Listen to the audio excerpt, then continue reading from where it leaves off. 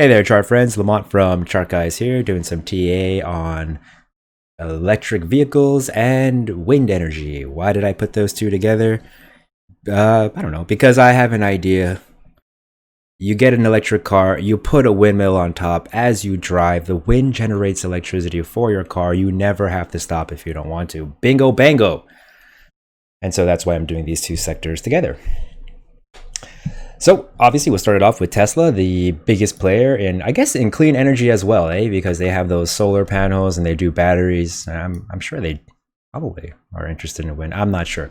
Either way, it's on the monthly chart. We're just looking for a monthly higher low whenever consolidation begins. It's just been on a tear. It looks like a brontosaurus. On the weekly time frame, we are just going sideways, like many of our high flyers in the market are, like ZM, for example, just tightening up in this sideways pattern. Maybe waiting for the election, not sure. Either way, it's just tightening up, and I wouldn't be surprised if we continue to tighten up in this rather narrow range. I mean, I guess it's not tiny. But we are in this daily EQ now, and whenever it does break, we can anticipate some kind of volatility, whether that's through the upside or downside. I will say that it looks decent for the bulls in that the higher lows are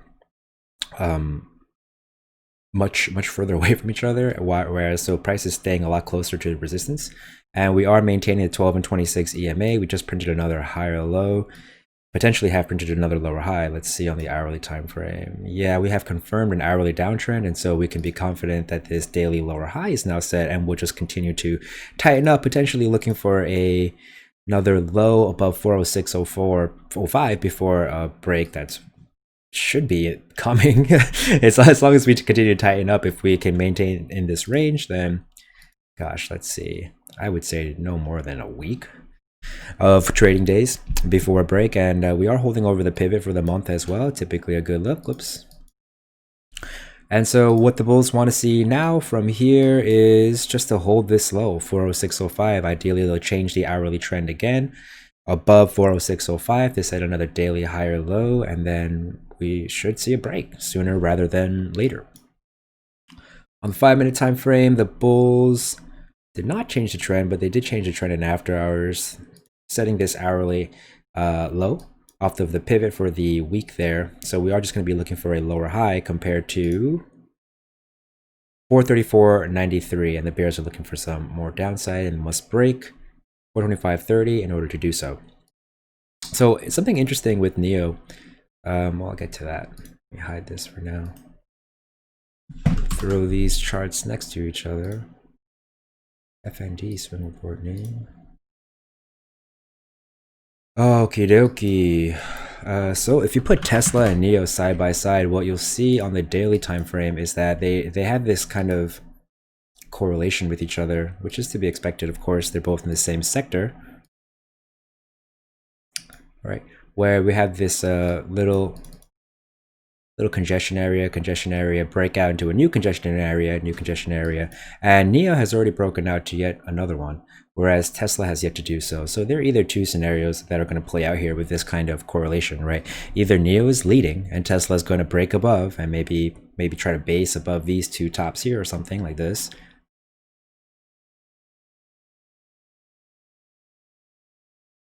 Right?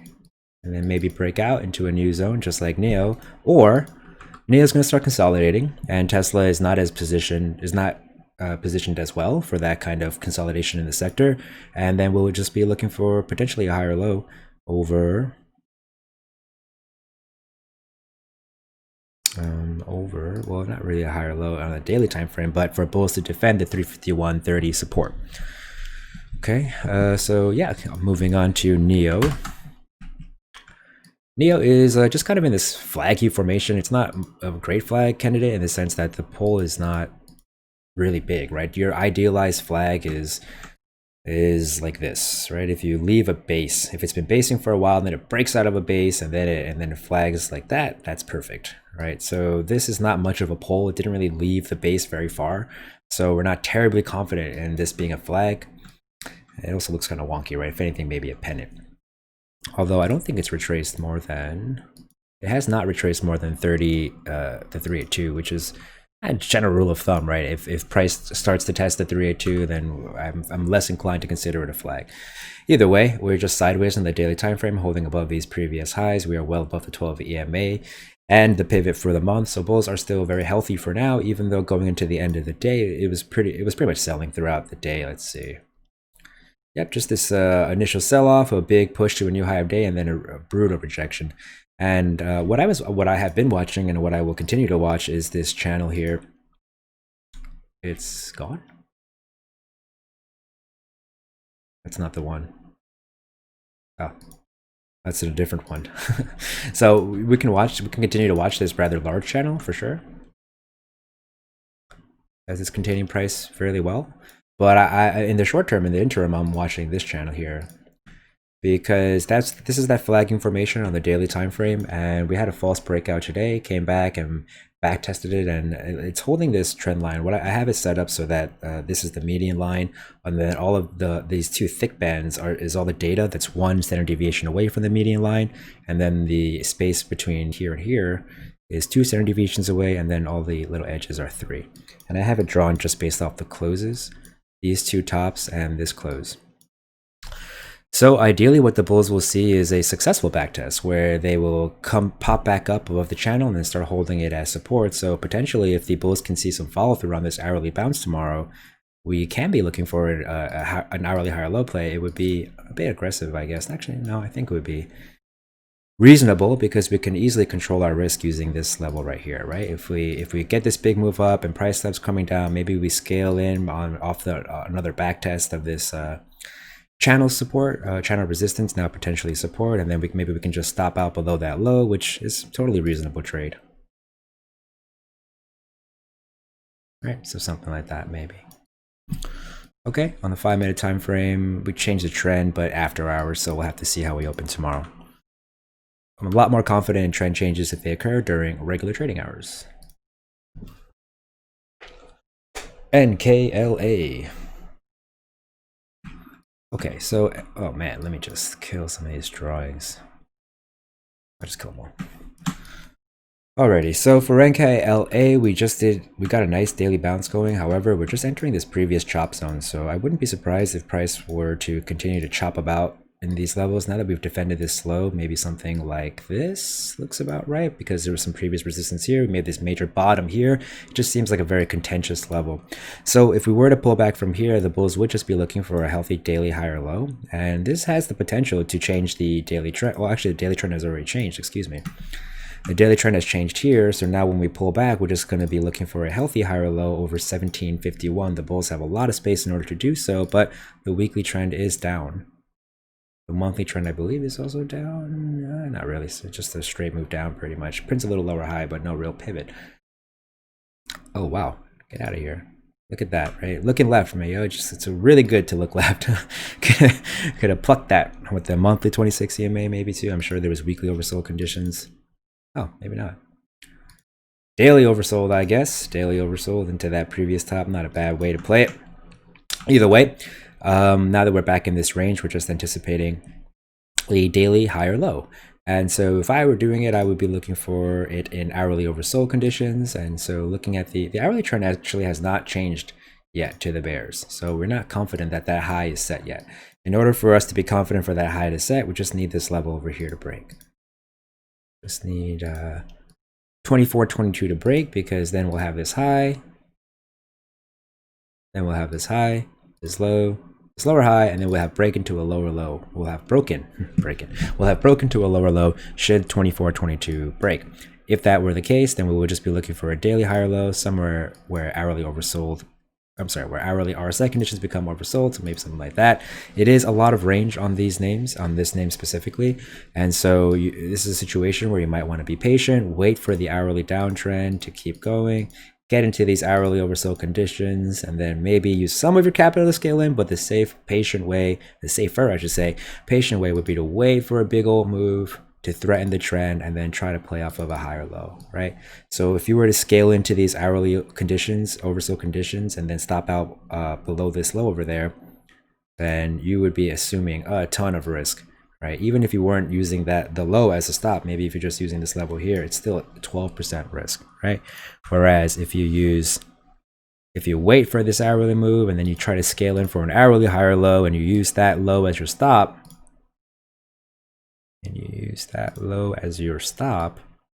then all of a sudden your risk is controlled much, much better, right? And even if we were just looking to test these lows over here again, we'd still be getting decent RR, 2.62. Sorry about, oops, okay, 2.62 to 1, right? Compared to that 12% stop loss, this would be a 4% stop loss. So we can size up and yeah, wait for a little bit of confirmation. Okay, so that is NIO. Not sure if I'm going to do workhorse. Let's see. Workhorse, very similar. It's just a little bit weaker than Tesla, right? So whereas Tesla's daily EQ is near the top of its range, workhorse is on the verge of changing the trend bearish, right? So if 2259 were to get taken out, then workhorse will have changed the trend bearish, right? So the daily trend will have look like this then, right? Downtrend. Okay. That being said, we can be bottom fishing these levels over here. There are multiple tops, multiple bottoms, and so typically I like to use the closes just as a reference. No, we don't need this one.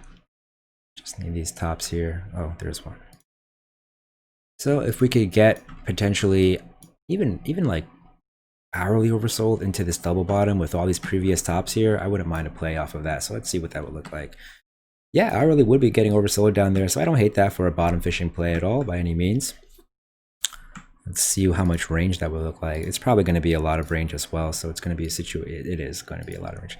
So it's again another situation where you probably want to either split up your capital and scale in like kind of impatiently, very early, an early attempt, right? And it's, you know, kind of aggressively by scaling in, or you can wait for that hourly move and play off of a higher low. 7%. I guess if you use, you can manage that.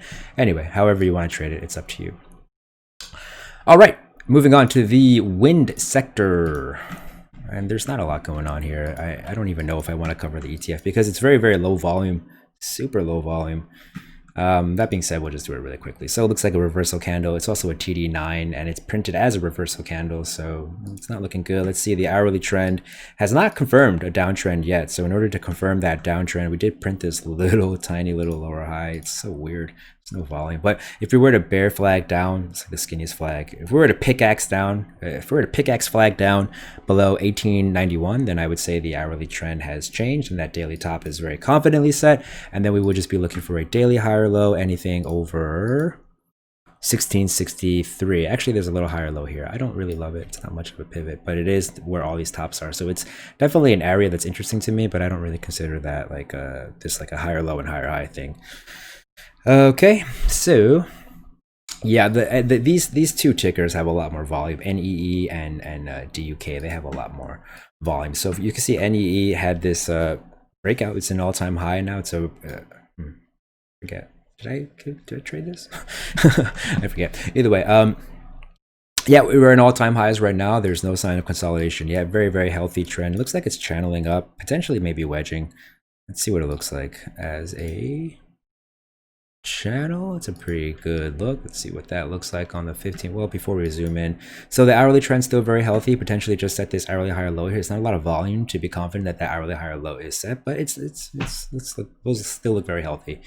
If we zoom into the 5-minute time frame, the 5-minute trend has changed to the bears, and they will be looking for a lower high against 301.52 to potentially continue this, to potentially threaten the hourly trend.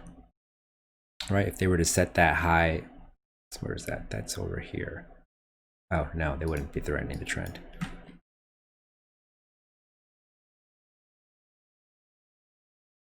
No, it's just that this high is set now. Okay. So they would be then threatening more hourly downside if they were able to continue with the 5-minute trend. All right, so let's see. Even when we get some hourly consolidation, I'm sorry, we are getting hourly consolidation right now, and we are just looking for an hourly higher low over 2 296.93. There we go. So 5-minute oversold conditions would be right around there. Let me take away. And we know that this channel has been offering us a lot of support, so maybe something along the lines of like this. Bottom fishing the channel, the golden, the 786, and then stopping out below, knowing that 5-minute would be extended on the that the 5-minute RSI would be extended as it tested these supports. Not a bad trade, not a bad trade. Low risk too, you could size up on it. DUK. DUK still ripping, no sign of the daily consolidation yet on the hourly time frame. No sign of that either. We just broke out of this kind of sideways basing. We're just looking for a healthy hourly higher low over. I would prefer to use the regular trading hours low here. Let's see, we'll just be looking for a higher low over 90.70. Let's see where the 5-minute might be oversold. It'll be all the way down there. I don't know if I left that. Let's see.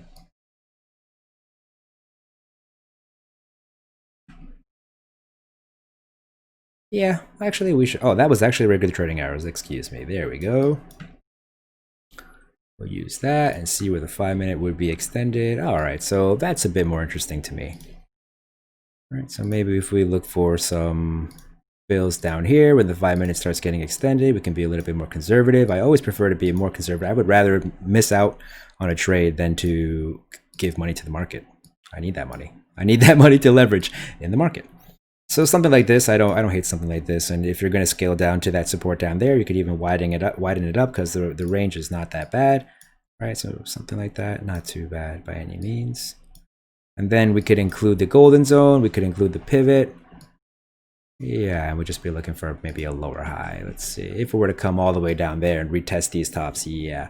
I might even move it a little bit up because I betcha, well, it could pierce below, so maybe something like that. All right, so I always like to flip in and out of the time frames, make sure that it looks good on all of them. So now that I've laid this out on the hourly, made these adjustments, I'll double check on the 5-minute again. Will the 5-minute be oversold there? It will. Do I have significant levels of support? I do. Is my risk controlled under or low? It is. And so I would be happy to take this trade. All right, so that covers it. I hope that was helpful, and I will see you guys soon. Good night.